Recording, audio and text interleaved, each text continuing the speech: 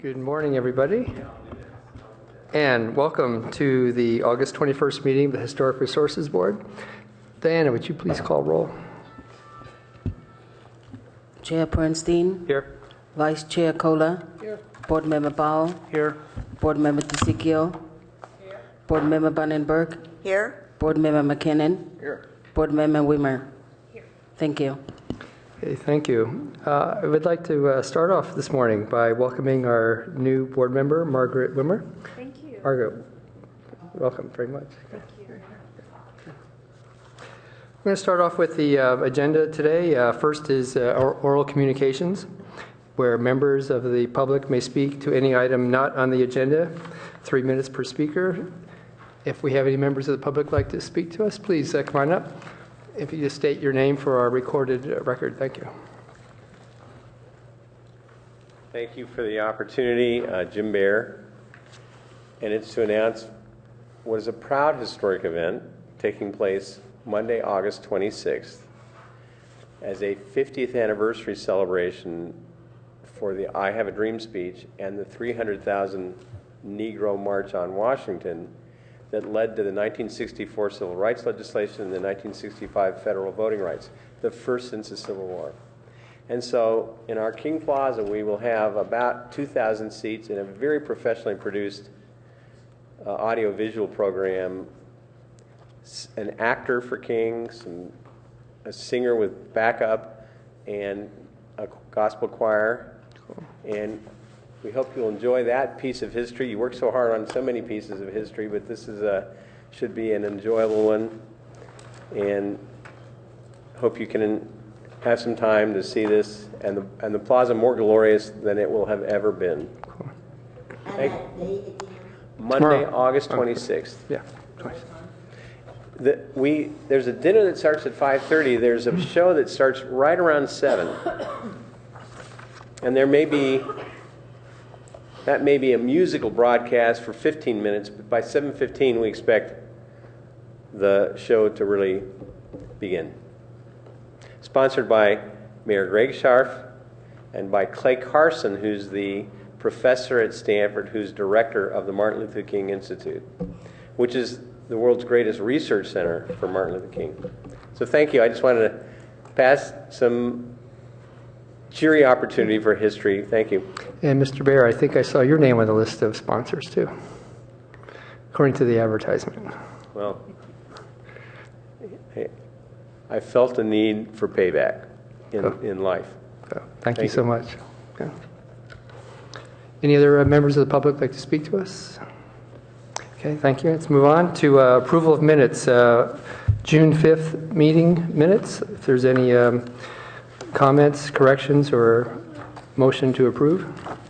I'd move to approve the June 5th minutes. Let's see, that's Beth, go ahead. June the 5th. We need your, excuse me, Beth, we need your mic on. Thanks. Let's see.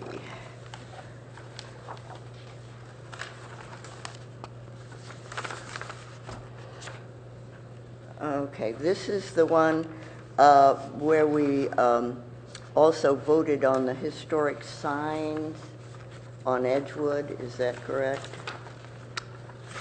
Yes, page 4, Beth. All right, page 4 and 5. I wish to correct that vote because I voted against it, against the motion, and I explained that I was voting against it because of the metal sign that was approved, and I felt that the wooden sign that had always been that large beam was a much more appropriate thing. So I wish to correct that there was one no vote on and that was on page 5. Okay. Okay, that's noted by Diana. So, good, okay, good. Okay, any other corrections or comments?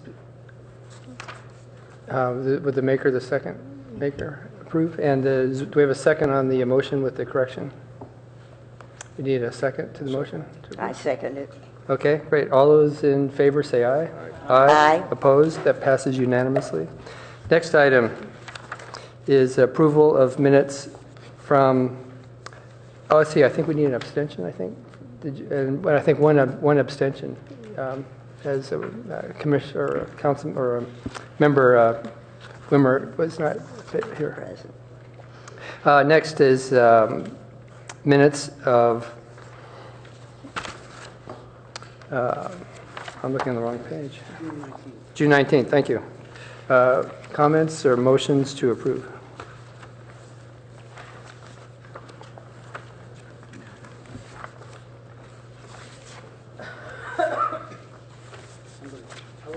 Okay. Okay, it's been moved to approve. Any second? I'll second. Okay, it's a second. All those in favor, signal by saying aye. Aye. Aye. Okay. Two abstentions. Okay, thank you. Okay, next on our agenda is 2080 Channing Avenue, review of a request by Sandhill Property Company for an amendment to the planned community zoning PC 5150 for the Edgewood Plaza Shopping Center mixed-use project to allow for the reconstruction of one of the two historic Eichler retail buildings, Building 1. Building 1 was approved to be dismantled and rehabilitated on site as one of the primary public benefits, but was demolished instead. The supplemental environmental impact report prepared for the project has been published, and the public comment period began May 17th and ended July 20th, 2013. A Planning and Transportation Commission public hearing for the project has been tentatively scheduled for September 11th, 2013. Shall staff have a report for us? Yes, good morning, board member. Stephen Turner, Advanced Planning Manager. I'd like to introduce Elena Lee, a Senior Planner in the Planning Division, who will be giving the staff report this morning. Thank you. The purpose of today's hearing is to request Historic Resources Board feedback on the adequacy of the supplemental EIR that was prepared for the project and the proposal to approve the rebuilding of Building Number 1 in its originally approved location with all new materials. Although the shopping center has not been identified on any historic inventories because it is deemed eligible for both the state and federal register, staff is requesting the board's recommendation regarding the proposed project. The site was the subject of a planned community zoning that was approved last year that allowed the rehabilitation of the existing shopping center, 3-building shopping center, and the construction of 10 new single-family residential units, as well as a small park.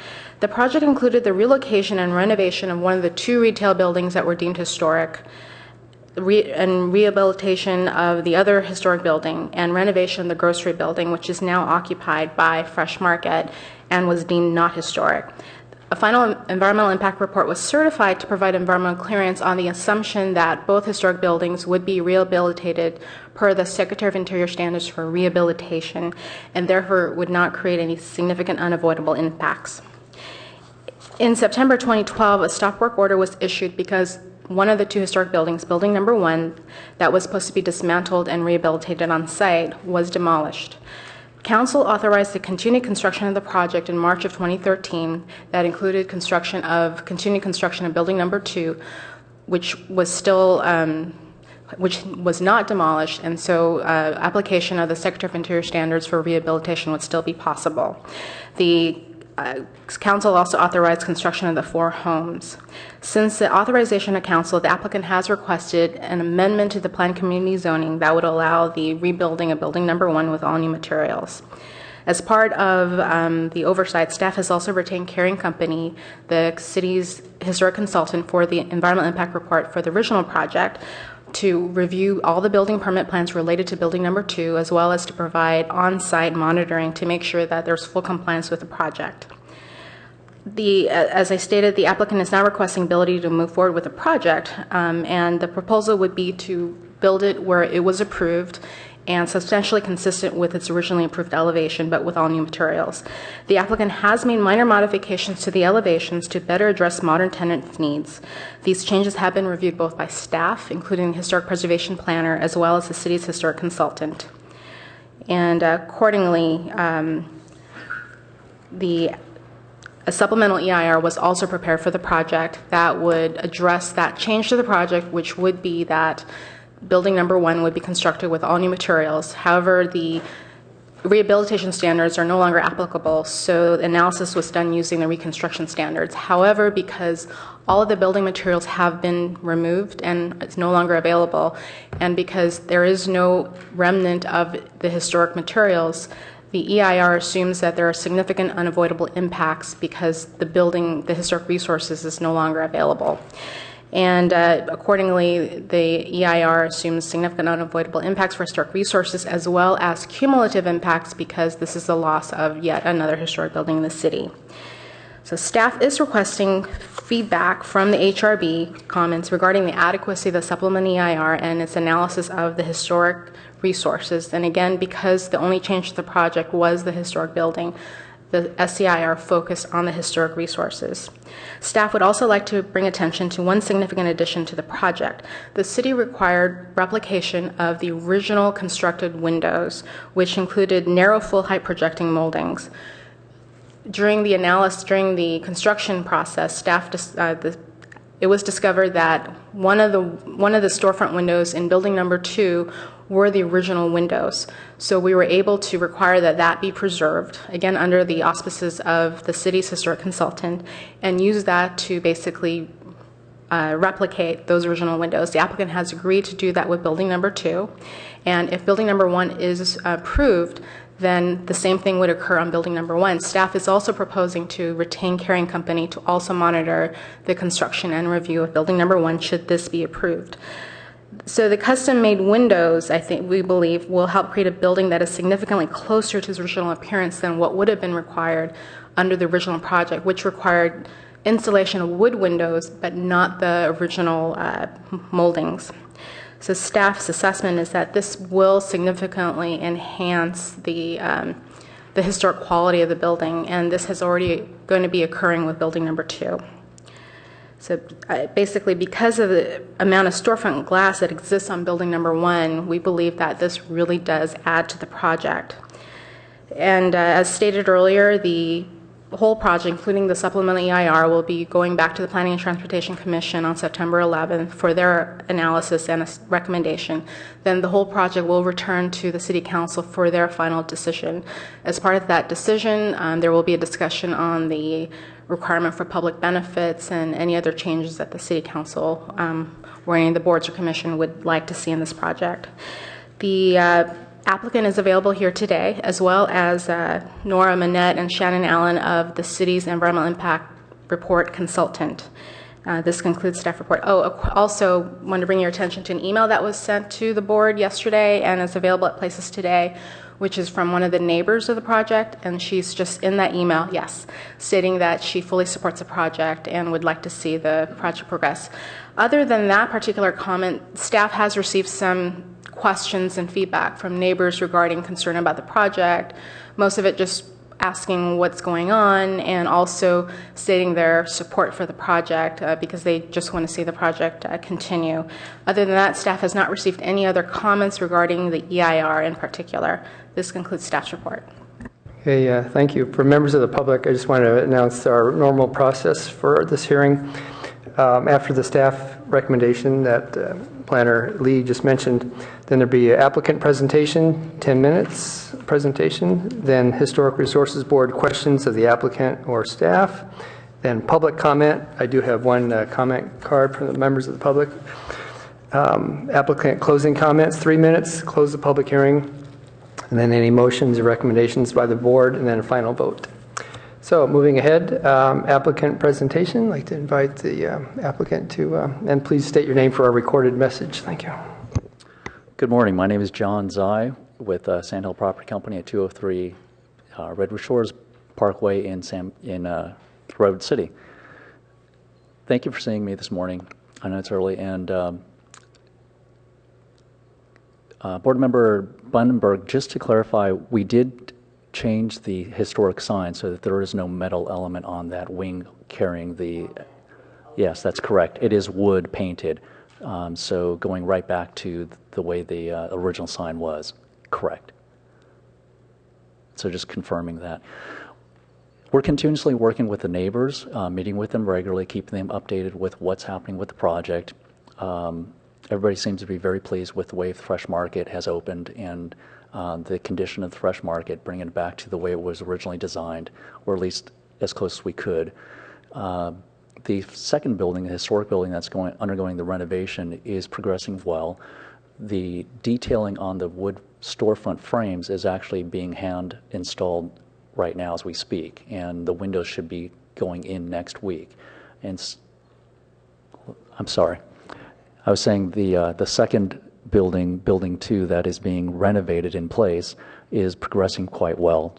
The detailing on the wood framing is being installed right now, and the windows themselves will be installed next week. And so that building should be pretty much closed up and starting the plaster and painting within the next few weeks. And you'll see significantly how our proposed building 1 will look, since it has very similar Eichler characteristics, paint colors, and so forth.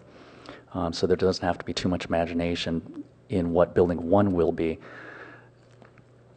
We continue to work very closely with Carey and Company, keeping them apprised of every detail, every little change that tenants are requiring, such as an ATM for Chase Bank, additional lighting for the ATM required by banking authorities, things like that. We continue to work with staff and Carey and Company. And by the way, I wanted to express my appreciation for the staff report. The planning report seemed very thorough, and very appreciative of everybody's time on this. One little detail is, although it was quite a surprise to us, but we take full responsibility, I do, not all the demolished materials was removed from the site. And so a lot of the old glulam beams from building 1 are actually still on site. But I don't think that really makes any difference. I will be available for any questions and be very happy to answer anything or make clarification as needed. Thank you very much. Thank you, John. First of all, I'd like to make a disclosure that I have actually visited the site. I bought some eggs there. Yeah, I had the opportunity to visit site yesterday as well. Looked at building number 2 in preparation for this meeting. Bart. I also visited the site. I shopped at the Fresh Market. I looked at building 2 as much as possible, and of course so that there are supports up for building 1, it appeared, so that I made a site visit. Right, moving ahead on our schedule of events, Historic Resources Board questions of the applicant or staff. Yeah, David. Quick question. The glass in building number 1, I assume now will be insulated glass? That's correct. It'll be the same glass that's in the grocery building and going into building 2. Yeah, okay. It's not significant, just a question of interest. Beth. Actually, I kind of have a line of questioning and then actually to ask for Mr. Tsai's help as well. Because this loss of historic fabric is really a very serious matter, I had some questions about it. In the drawings that we were provided on A3-3, there is a small statement that the existing wood panel, and this is on building 1, should be carefully removed and stored. Can you tell me if that statement also got onto the construction drawings, which of course are much more detailed? Yes, that is actually excerpted from the construction permit drawing set. So that and it included the glulam beams, and also that one referred to redwood that was vertically grooved. Was any of that material still left, or did building 2 have any of that vertically grooved redwood? Yes, a lot of that material is left. Working with Dennis Backlund, we thoroughly investigated Building 2's condition before we started work on it a few months ago, and discovered what panels were original. We were very surprised with a lot of our discovery, but those panels that were deemed to be original have been protected, carefully removed, and placed into a safekeeping trailer or storage container on site for reference. So some of that For wood reference, slab, and yes. you also will be using them for Building 1 for where the vertically grooved was indicated. That's correct. It's the So exact, it's your model, it's your the pieces you have that's correct. are the models to make sure that you're doing that. Thank you very much. I also, noted that there was some mention of raptor nests and whether there were any archaeological finds, and sometimes some of that is just word that's put in this kind of thing. Did you find any raptor nests? No, not that I'm aware of. No archaeological And no artifacts of archaeological significance. things. No. Okay, because I had been asked that question by a member of the public. So my question to you is, this is a very serious matter, and have you suggestions as a person who's been through it as to how we as a board and a city could avoid this kind of thing? Is it a matter of training? Is it a matter of headlining it on the construction plans? Is it a matter of very stiff regulations and penalties? What do you see, and how do you see the monitoring as having gone? That actually goes to the heart of how this occurred. And former planning director Curtis Williams and I had numerous conversations of this, about that exact topic, why this occurred and how to prevent it from happening again.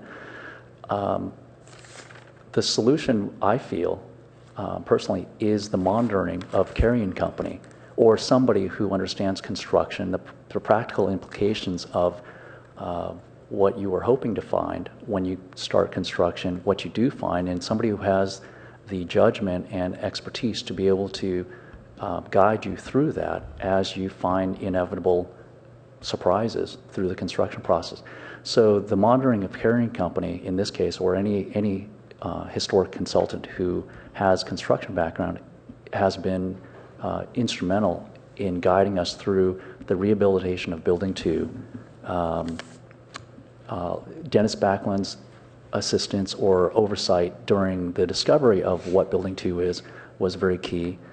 I would say, stepping back, our biggest mistake was investigating the grocery building condition and realizing that, yeah, it doesn't meet historic standards, but not thoroughly investigating the construction condition of the two historic buildings before this whole process and EIR and everything was started a year or two ago. And so that wasn't a historic issue. That was just simply a construction miss. You know, when you're renovating something, you should try to understand it thoroughly before you start. But I think just that oversight and having somebody act as the bridge on the construction site and understanding the entitlement process is key.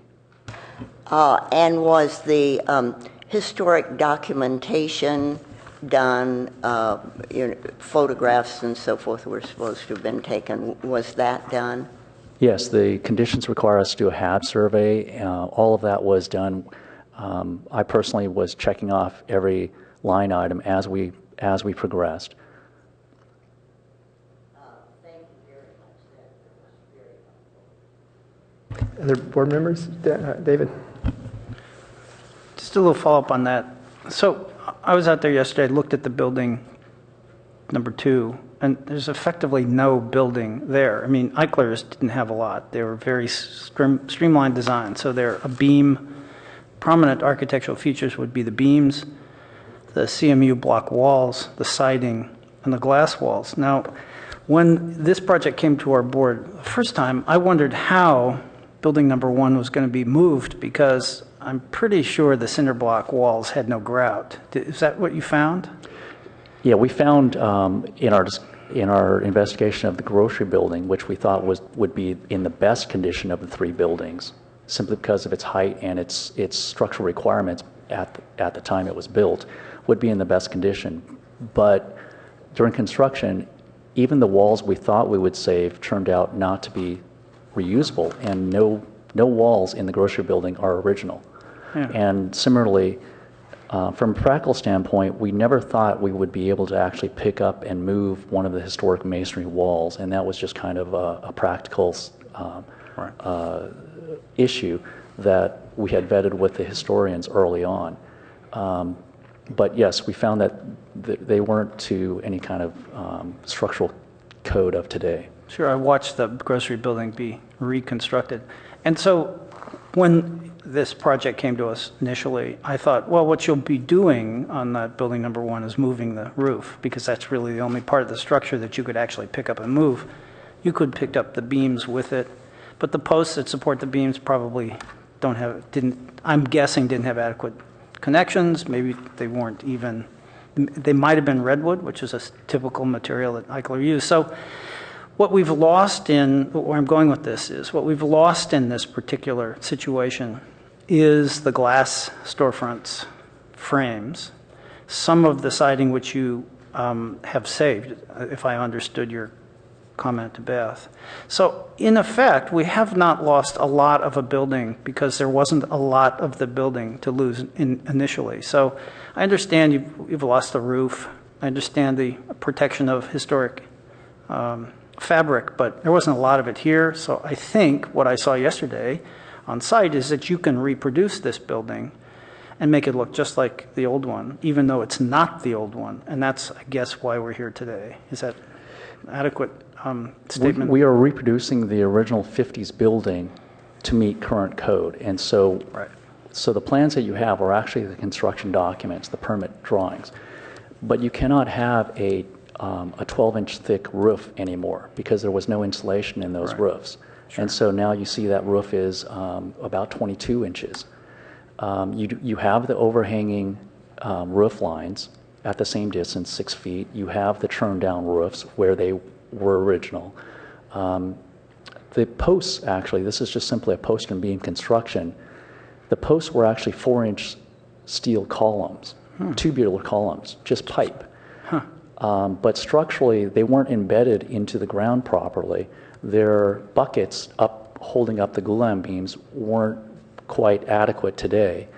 What we found in the roof of Building 1 and Building 2, if you notice in Building 2, very little of the roof is actually still original, and many of the glulam beams had to be replaced as well because they failed. Sure. Even before we purchased the property in 2005, the roof had pretty much failed in both these buildings. They weren't properly sloped anymore.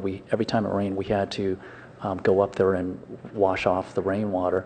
And so that setting rainwater over the years had basically dry rotted large portions of the roof all the way through glulam beams. And so one of the conditions that we found was, I mean, to your point, we actually weren't able to salvage any of the roof because, and that's something that our historic consultant and we and the structural engineer reviewed, you could actually put a pencil into the glulam beam endpoints. And so our structural engineer pretty much insisted you can't use any of these glulam beams. Maybe we can go out and test them and try to salvage a few, but he wasn't very comfortable using any of the glulam beams because we had to meet a new building construction structural requirements of today. On top of the glulam beams, if you understand construction, that's why Carrying Company has been very good. On top of the glulam beams, you had purlins going back and forth. And then on top of the purlins, these are the roughly 2 by 8 inch or 2 by 10 inch purlins that built on top of the glen beams in perpendicular direction to the beams. And then on top of that, you had basically just plywood. And on top of the plywood was basically a little tar and gravel type of a roof to keep water out. Well, when the plywood rotted, there was really not much of any roof to save because the purlins were also damaged, and it just kind of made its way all the way through. In our discovery phase of building 1, before Carrying Company got involved, the wood slatted walls that you're mentioning, most of those weren't original. They looked exactly the same, and we couldn't even tell. But somebody at some point had to replace them and use plywood and just adhered little 1 by 1/4 inch strips to the plywood. And so if you were very careful, you could see little nails. And so it wasn't actually the lathe grooved slats that were original. And we found that in almost all the way around the building.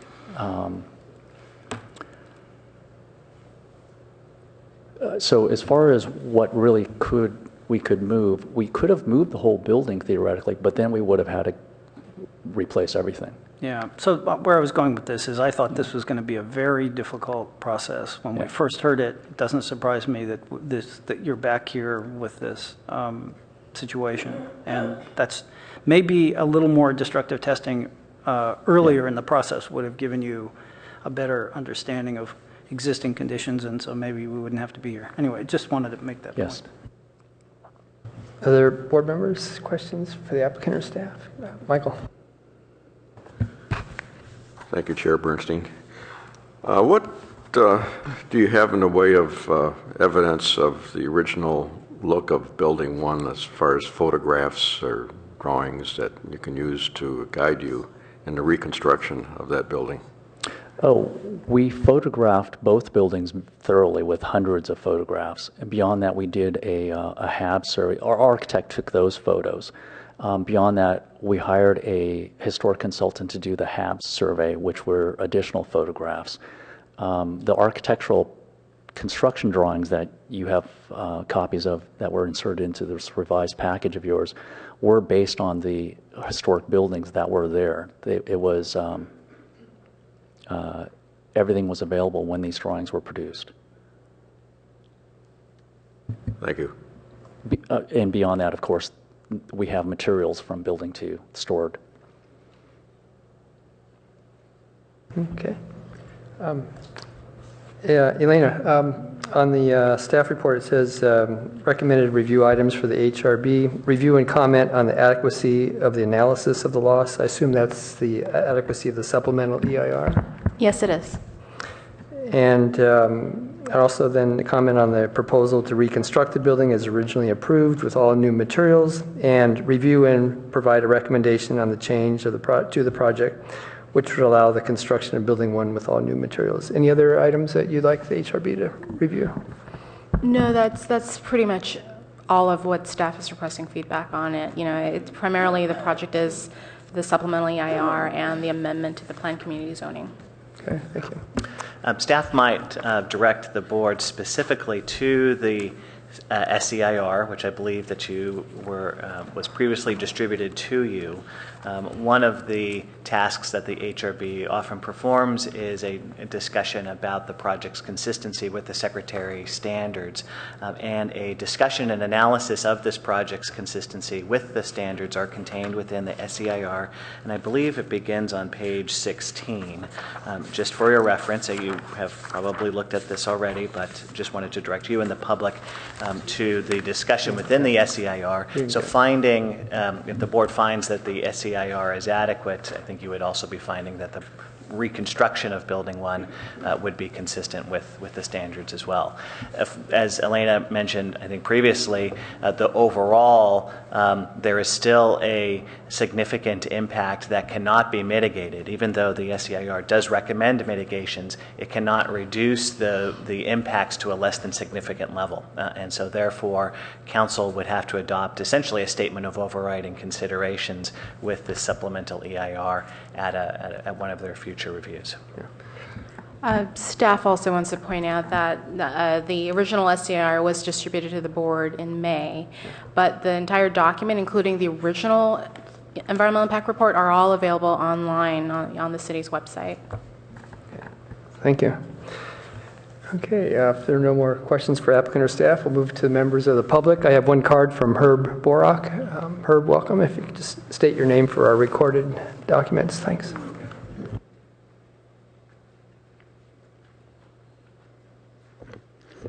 Good morning, Chair Bernstein and board members. My name is Herb Borak.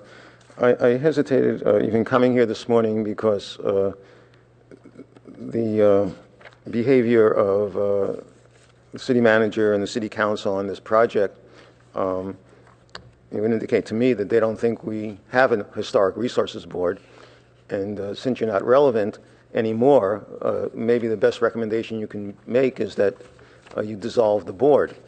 The council dissolves the board. Now, I realize, it might be in the city council's interest to continue to have a historic resources board, an architectural review board, and a planning and transportation commission, so they can appoint warm bodies to each of the boards and commissions who will then vote in favor of development projects and disregard the zoning code in the same way that the council and the manager do.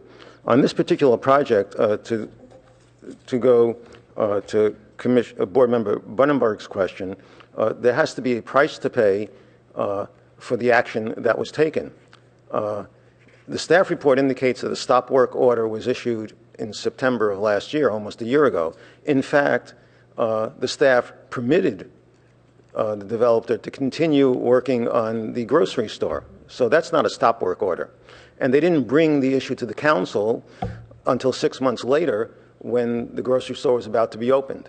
So that doesn't show any interest in doing anything about what had happened. I suspect that the building that was demolished was only demolished after the developer and his consultant figured out that if they couldn't rebuild it, it would still be a very profitable project. So the simplest thing to do is to make a recommendation that the building not be rebuilt. Ideally, since it's a planned community zone, what the council should have done would have withdrawn the approval for the residential units and turned it into dedicated parkland, or else to just rezone it to neighborhood commercial.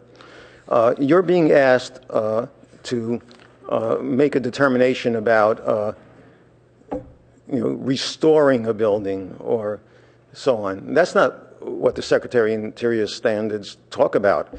You can restore something that still exists. Otherwise, what you're doing is replicating, and replicating something violates the Secretary of Interior standards. So doing anything that even looks like or is another building one violates the Secretary of Interior standards. So therefore, you can't do anything with the building if you're a Historic Resources Board. But if the council doesn't care what you're doing and the staff doesn't care what you're doing, why are you bothering to still exist? Why? Because it's in the municipal code. In regard to the report, I've already mentioned the loose language in terms of the stop work order. Also, if I'm reading this correctly, on page 5, the paragraph at the top of the page, last sentence, it starts off saying, because the proposed building number 1 is substantially consistent with the originally approved design. I think that means building number 2, but if we've had a staff write that and all of you have read it, maybe you understand it better than I do. In regard to which staff is here today, it seems to be a pattern that whenever there's some sort of loose recommendation regarding historic resources, Dennis Backlund disappears, who's the historic planner for the city. This is not the first project on which this has happened. What you have essentially is the city council has made clear what development it wants approved here, and it's pretending to seek your recommendation. In fact, if you look at the staff reports for this entire calendar year, they no longer start off by asking boards and commissions for recommendation. They instead say, well, provide feedback to the staff. That's not what the municipal code says about boards and commissions. It says you are an advisory body to the city council. You are not a sounding board to city staff. So this project is sort of a poster child for figuring out whether or not it's appropriate to have a Historic Resources Board anymore. You know, eventually you may have a majority of you whose job it is to approve projects that this developer or this consultant bring you. But if you think there's a role for the HRB, it certainly isn't at this stage in the process, which is almost a year after the building was demolished. Thank you. Thank you, Herb. Any other members of the public like to speak to us? Okay, seeing none, move it back to our process. Next would be applicant closing comments, 3 minutes if you'd like to add any more words. Okay, seeing none for that. Next is to close the public hearing and bring it back to the board for motions and recommendations or comments. I do have one question about the looking at the standards for rehabilitation. And staff, correct me if this is correct, that even buildings that are considered to be reconstructions or replications, does the standard of differentiation and compatibility still apply?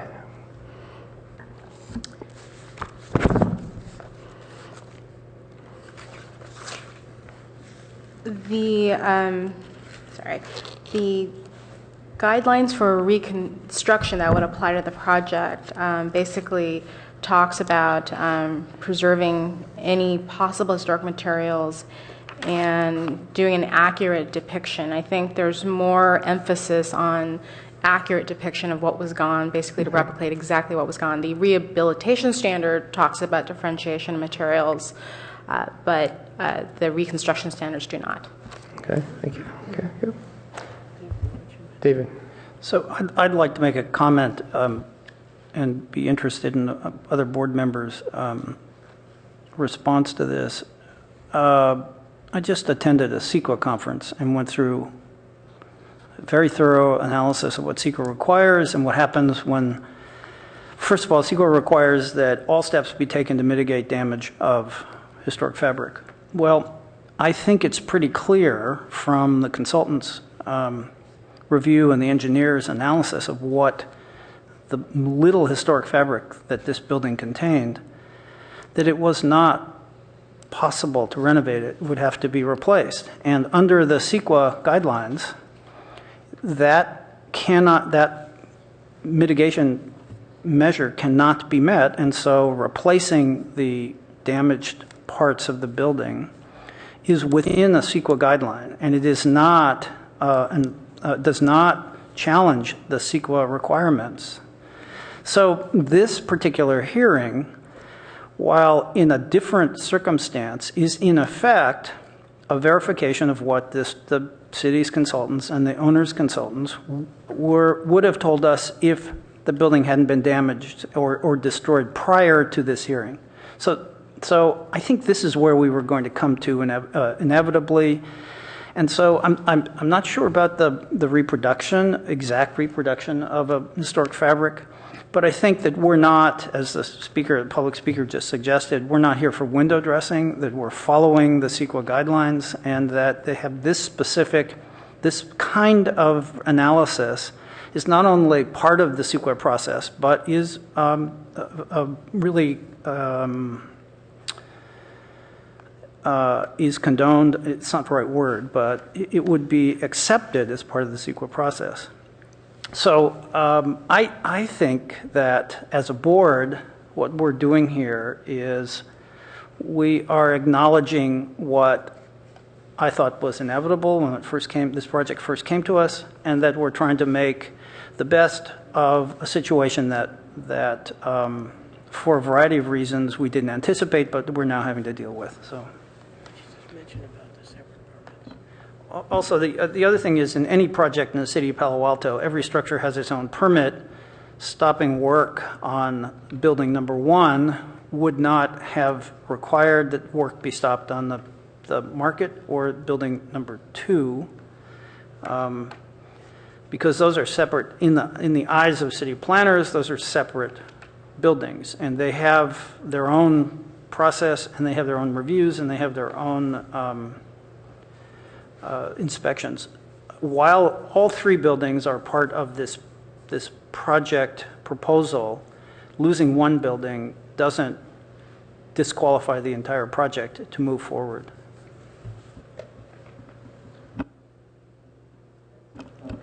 Board Member Wimmer, go ahead. I just wanted to comment, and this is just a general comment. So now that this building no longer exists, and there was a question of its historic real value to begin with, and I do believe that relocating it would have been next to impossible.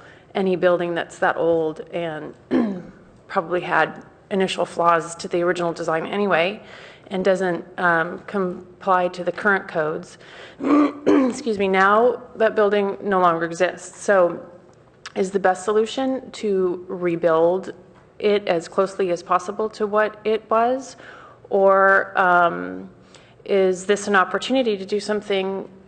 I don't know. I mean, I know this is probably going back in time, and I'm new to the committee and I'm new to this project. So when I look at this and I see what's on this paper, I'm not sure that that's the best solution for Palo Alto. I'm not sure that that's the best building that we can build in that spot. I mean, it is a nod to Eichler. It is a nod also to mid-century modern, which I think is very popular right now, especially among younger people. And it's a design that I think does have merit and value in the historic history of American architecture, but I'm not sure that this is a prize-winning example of architecture that belongs in Palo Alto. I mean, I'm hoping I'm not stepping on anyone's toes, but also what I see, another thing that bothers me is just the amount of the height of the shroud that hides the air conditioning unit is a third of the height of the overall height of the building. 2/3 is the building, and 1/3 is this box that is necessary, I guess, because we do have to make sure that the building has the adequate mechanical features that it needs. But it's such a design impact. It has so much height, and it's just a box that's there, and it is visible. It's very visible, and I know that it's not original to the original building because the original building didn't require that feature. But if we can at least look at that, I mean, I think that's something worth looking at. Thank you. I just want to make a comment. I was actually thinking of some of the similar thoughts that Board Member Wimmer just mentioned about what else could be there for a building, and that's why I asked the question about differentiation. Is there a structure there that would be completely different than replicating the building that was there in style? And one of my thoughts about that is that, well, that could be interesting from an architectural design point of view, but would that distract then from the historic quality of the existing buildings that are qualified or deemed possible for historic registration? And I think that's probably the most important thing about any existing historical qualities is that whatever is there, does it distract from the quality of what's there historically? So I thought about the same question. There's an opportunity to do something that is compatible, yet differentiation. But we're looking at something right now, and the applicant is asking for reconstruction. Beth, go ahead. Thank you for bringing up the question of the cumulative effects of the loss of these mid-century modern buildings. I think one thing that we had not talked about was the fact that here is this building lost, and to put in something new would definitely change the whole atmosphere, I feel, of the shopping center, and the fact that we've also are losing the Edward Durrell Stone building out at Stanford in the hospital complex, so that unless I'm missing one, I think that the main library is the only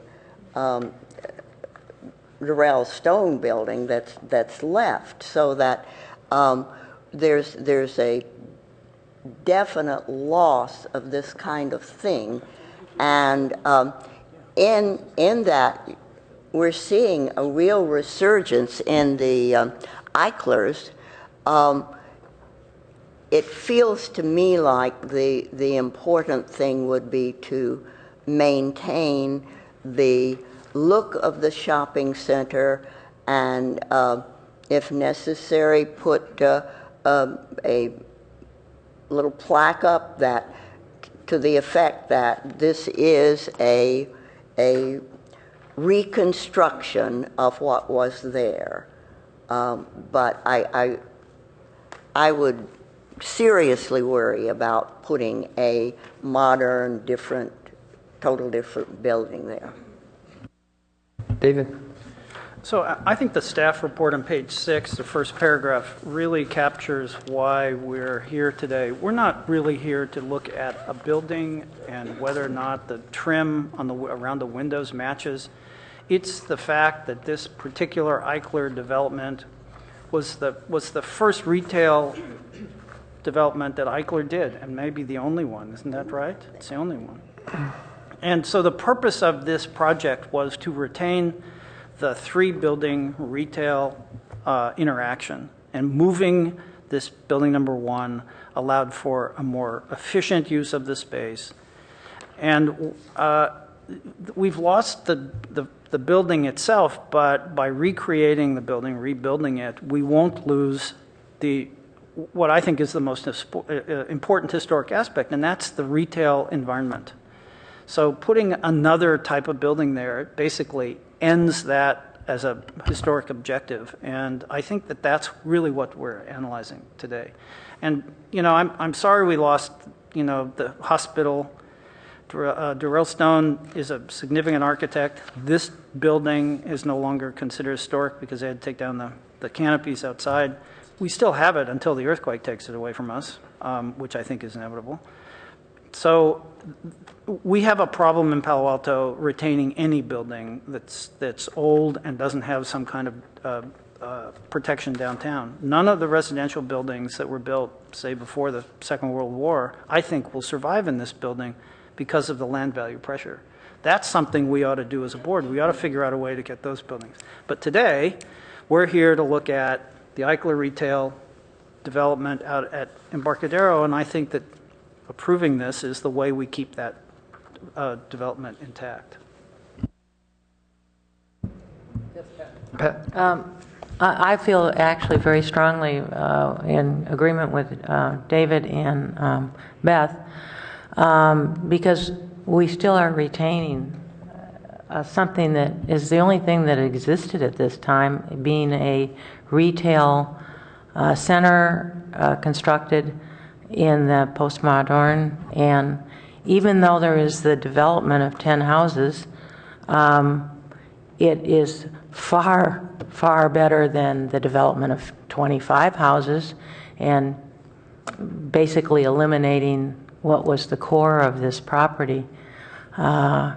Granted, it has a lot of mitigation that it is new, and I agree, a plaque or something to identify that this has been replicated as close as we can to the original, to get the feel of what this property really was, and the signage and so on and so forth. So it is what it is, and I think that's the best solution. Michael? Yes, I generally agree with everything I've heard here. I will point out the fact that the integrity of the shopping center is what we're really interested in preserving. And there's 7 aspects of historic integrity and association, and the contextuality are the important ones right here, that we try to maintain the fact that we do have a shopping center that is unique. It is a mid-century, the only mid-century shopping center that was ever built. And to put something entirely different would, I believe, result in loss of total integrity that we have for that site. So I'm in favor of the reconstruction. Staff, Stephen, if the board does make a motion and it gets passed to recommend the reconstruction process for this, are there findings that are findings needed to support any motion? Well, I believe there are 2 requests and recommendations by staff as noted on page 6. Number 1 is to review and comment on the adequacy of the analysis of the loss of Building 1 and the proposal to reconstruct the building as originally approved with all new materials. That's essentially the information that's contained within the SEIR.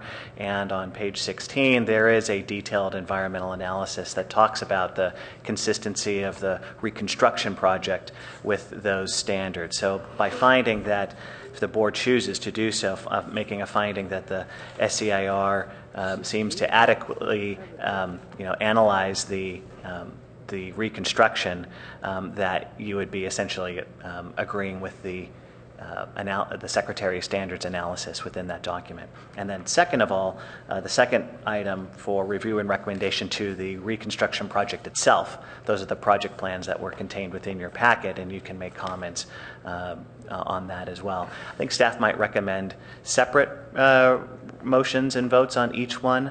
I know Board Member Wimmer, as a new board member, may not have had the opportunity to review the SEIR since that was distributed previously. So if she chooses, she may abstain on that particular action, but can certainly make a recommendation on the second item on the reconstruction plans themselves.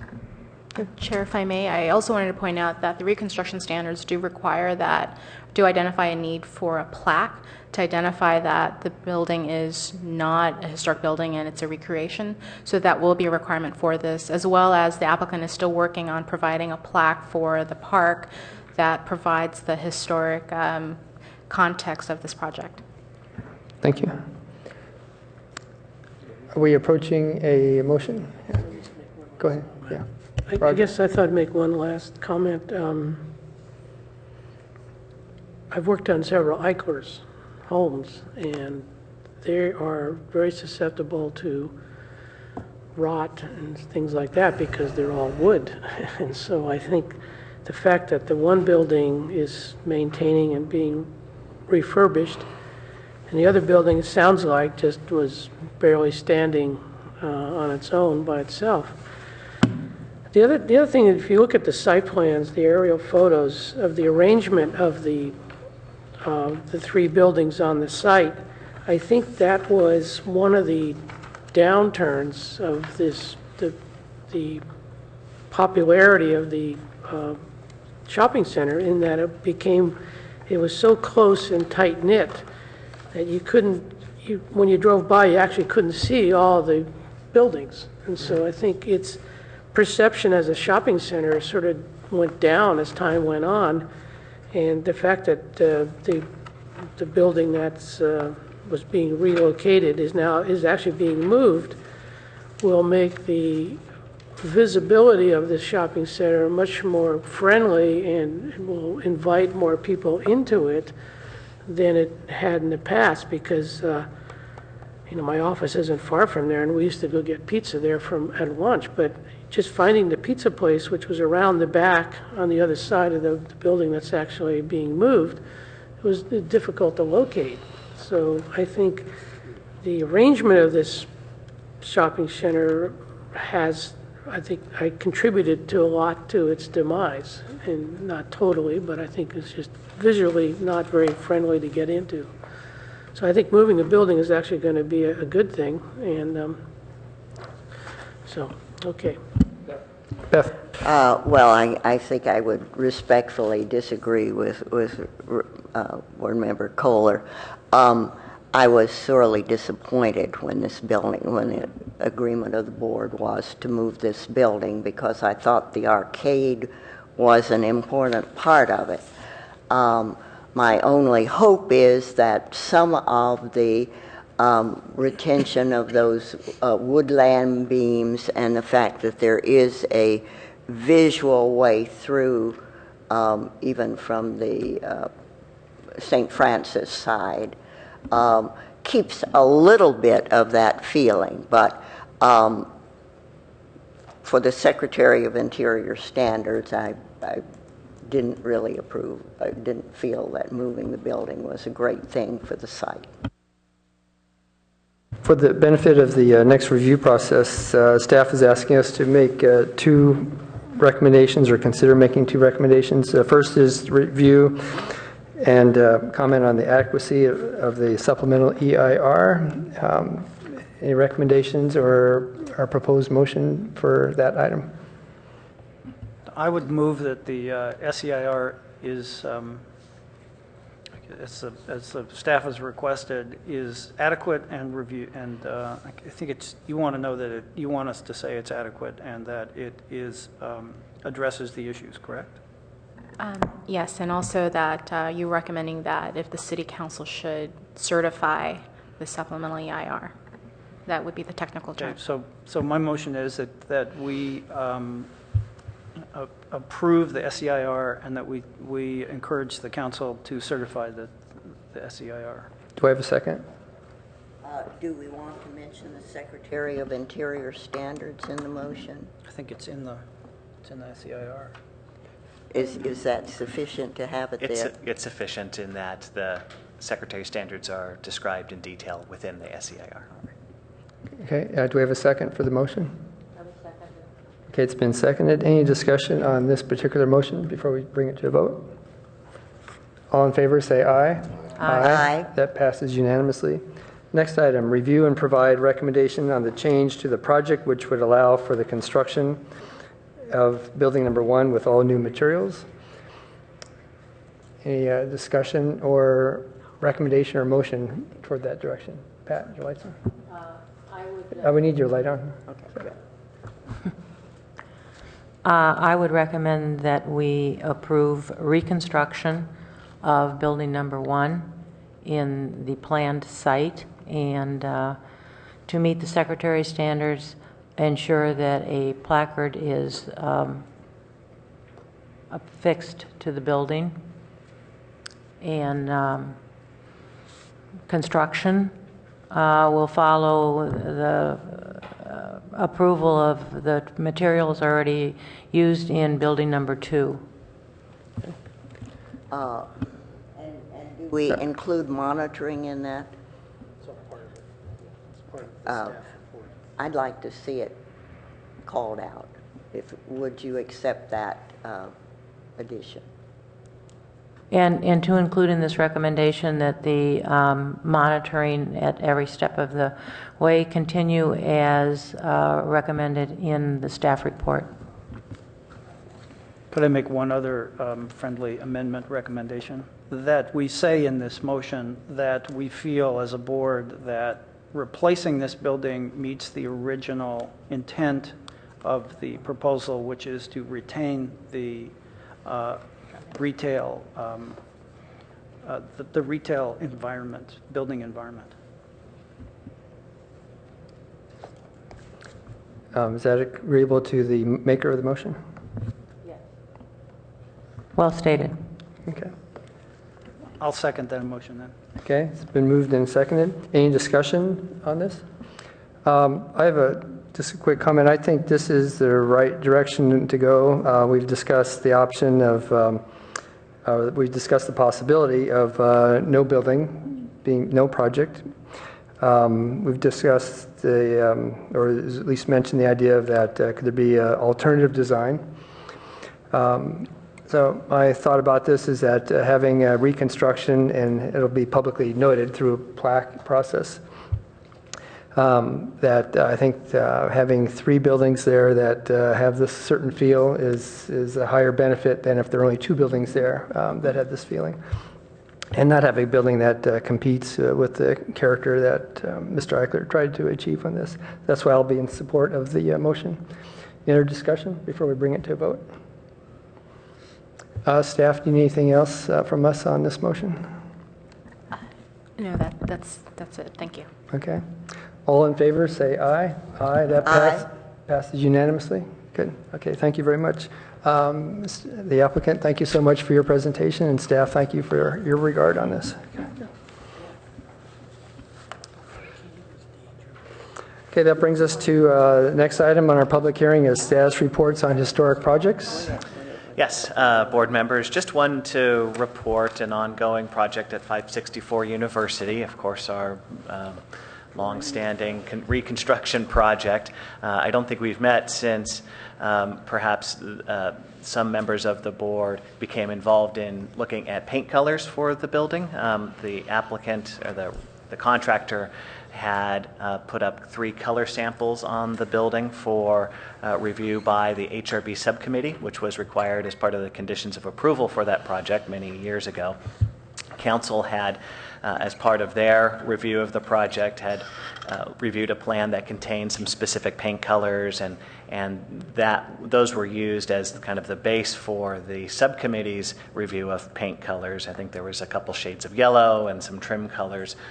Though the appropriate colors were agreed upon by the subcommittee, and I believe the building has now been painted. So although there is construction fencing and mesh at the site, if you go by, you can get a sense of the building colors and trim, and I think it looks quite attractive. It's in a kind of a pale yellowish, I think, type of color, and hopefully the project will begin to move from an exterior repair and renovation to more interior work. So hopefully the construction fencing will be coming down soon, and we'll be able to see the building as it's reconstructed.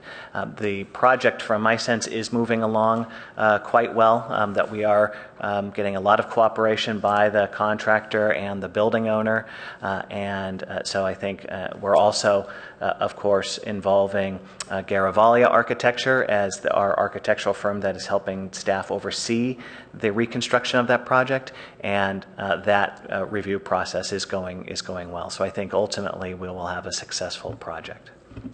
Yes. Yeah, just for a comment to the public, this, however, is another project that involved loss of historic fabric, and even though it was put away and marked and stored, somehow some of it was, my understanding was, broken or sawed in two to get it on trucks to bring it back. So the whole process of how do we protect historic fabric is a very real question for this board. Yes. That's the only specific project I think I have an update on. So yes, nothing else from staff on that particular item. Michael. No further information on the MacArthur Park initiative? There's no further information on the MacArthur Park building, which is at the site of the Arts and Innovation District that is being considered, or at least has been considered over the past year or so. And over the past 6 months, staff has been working with the council and with consultants to develop a communications and community involvement plan going forward. City Council is interested in still pursuing the concept of an Arts and Innovation District at the 27 University site that would involve and certainly affect the MacArthur Park building, and so we will be looking at how that building can either be retained on site or, as previously suggested, moved to an alternative site somewhere else in Palo Alto or nearby. But no specific decisions have been made on either the Arts and Innovation District or the MacArthur Park building. So any sort of discussion, of course, will be coming back to the HRB at some time in the future. Can I ask a question, follow-up? In the CEQA seminar I attended, San Francisco Planning Department discussed their planning rules, and they make demolitions, they have established demolitions as a discretionary action. So they can stop a demolition. Has Palo Alto adopted that? No, we have not adopted that. And in fact, I think recent court cases have informed us otherwise. The one at Brione's house, I believe, was an issue where that specific question came up. Is that a discretionary action that the city can actually stop? And from what I believe the final outcome of that decision was that no, it is in fact a ministerial type of action that a lot of times, at least in Palo Alto, the policy is that you cannot demolish a building until you have a building permit involved. So it really is it's an informal demolition delay in that Palo Alto by policy does not allow a property owner to demolish a building until a building permit has been issued, and before a building permit can be issued, in many cases, a discretionary action has to take place. But not in all cases. Palo Alto does not have a policy or a process that would classify demolitions as a discretionary action. So the Juana Briones issue was thoroughly explored in this seminar, and by one of the people that came and spoke about legal issues. And that individual thought that, how do I say this generously, that the legal actions of the city of Palo Alto were really at fault there, because she demonstrated that San Francisco's discretionary, their policy of making demolitions discretionary is perfectly legal and has stood several court challenges, but it has to be adopted as part of the planning or zoning ordinance. I wonder, in light of the 465 Lincoln building in Professorville that we did not approve but nonetheless was demolished, and a building that's completely incompatible with the historic district standards was built, I wonder how we will prevent that from happening on a case-by-case basis in Professorville, and certainly every other part of the city doesn't even have a Professorville distinction, because we don't have the right to do that. I understand the process Palo Alto's adopted, but basically that building permit was submitted, and we were forced, even though we objected to the project, it was still, the building was demolished and a new incompatible building was built. So, well, certainly that's an excellent topic for further discussion. That might lead me to a segue about perhaps the HRB retreat that I would like to have, or at least propose to hold, on September 18th, which would be a regularly scheduled HRB meeting date, Wednesday. We would hold it in the morning, but I think that would be a great topic to have our city attorney or attorney representative come and talk about that issue, specifically about Juana Briones and how that is being interpreted here in Palo Alto and perhaps throughout the state, and how that decision, coupled with our ordinances for demolition and retention, are either compatible or at sometimes conflict with each other. So I think that might be one of the topics that we could talk about to move forward. That date works for me. Works for me, yeah. Oh, September 8th in the morning, right?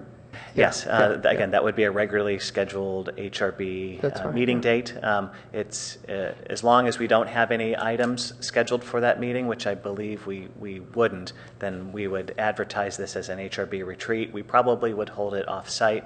We're looking at the Gamble Gardens Center, which is a good place. The ARB recently had a retreat there, so that might be a good meeting place for us as well. Yeah.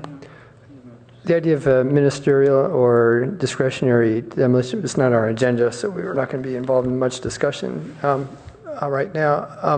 I thought because of Juana Briones that policy got changed, where demolition for historic structure is discretionary. But well, I mean, certainly it's been a while since I've looked at that, but my recollection was that it's more of a ministerial process than discretionary. I mean, certainly we haven't adopted any new ordinances as a result of Briones to classify demolitions as a discretionary action, and I think that we would have to kind of do so. So my sense is that it's still a ministerial Okay, act. well, that's be a certain important topic for our retreat. Okay, next would be staff announcements or any correspondence? No specific announcements other than the fact that, I did want to poll the board members for their availability on the 18th. And we have in the past, it's been a while since we've had a retreat, and I know we've talked about specific topics. I can pull up that list of topics and send that around to the board to see if there's anything else that we should talk about. But I think one of the issues that we've been dealing with recently, which I think we touched on a little bit at the previous item, is the sense of the Secretary of Interior standards and the board making findings and staff presenting draft findings to the board for their consideration. I think there needs to be some training about that. I think in addition to the question of demolition and any other topics of interest, I think we would fill up a full half-day agenda on a retreat. Yeah, 3 topics I just made a note on that, and you just made reference. Possible topics for our retreat would be the discussion of encouragement of discretionary review for demolition of historic projects versus ministerial. The idea of helping us add findings to any motions we make when that's appropriate, and also the idea that Beth mentioned about what can we include in our motions of approval for control of, control, I guess, of any unauthorized demolition of projects. How can that be even more policed, I guess? That's good. In fact, staff will be presenting a proposal to the board about one additional tool that we've developed in draft form that we'd like the board to take a look at. You may, if you've seen plans in Palo Alto before, often more and more departments are using kind of specific slip sheets or pages within the building plan set themselves to talk about specific items such as tree protection or stormwater protection.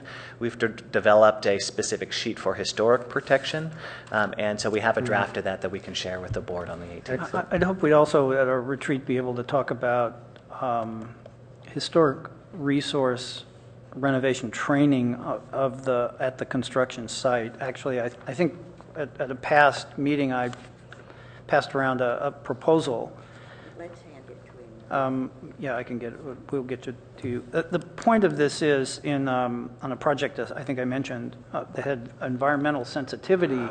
We were required to have a very short 5-minute training session about the environmental sensitivity of the area we were working in, and it was unbelievable how effective it was, because almost nobody does that, and it told everybody who worked on the project just what the issues were. And it seems to me a perfectly adaptable thing for historic properties, because most construction people think of renovation as demolition, and that's where we ran into trouble at 465 University, at the Lucky Building.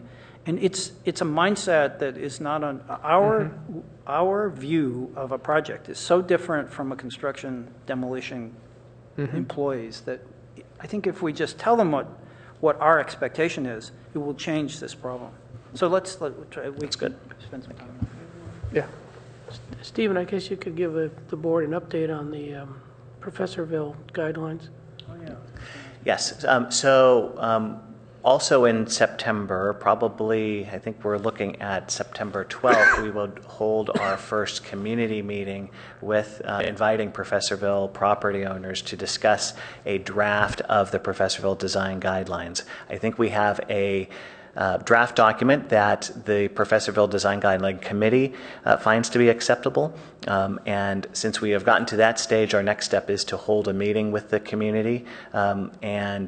We wanted to perhaps hold two, one in August and one in September, to kind of accommodate vacation schedules. We won't be holding one in August, but I think the appropriate date in September that we've identified so far is September 12th.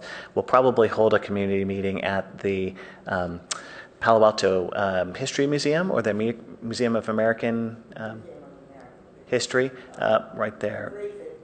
351 Homer. That's a good meeting place. So I need to let the committee know. The city will be sending out and mailing out a meeting announcement to all Professorville property owners and residents to advertise that meeting. The guidelines will be posted up on the website shortly.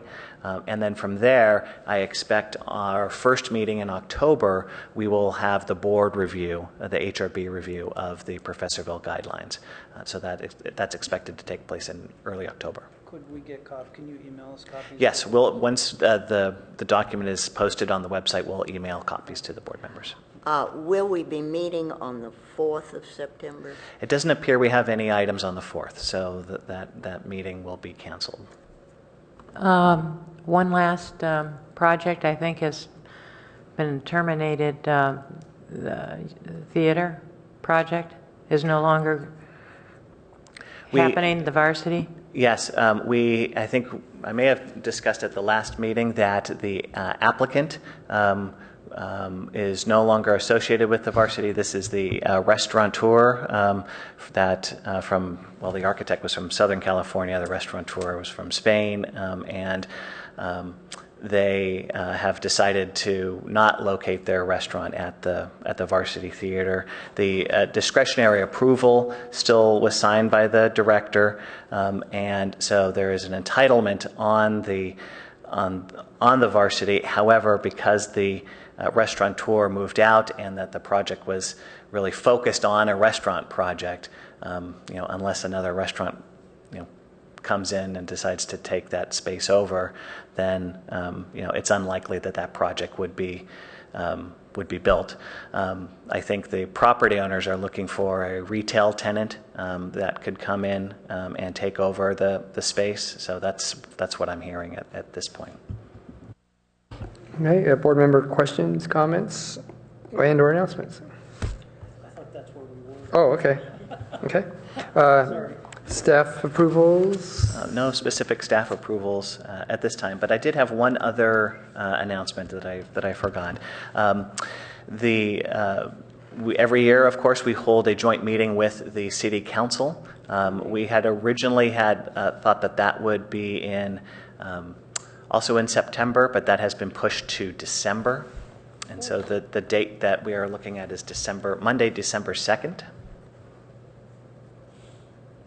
And so if you could pencil that into your calendar, that would be helpful.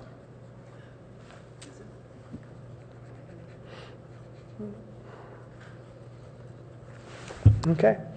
I think we're moving toward adjournment. Anything else from the board? We are adjourned. Thank you.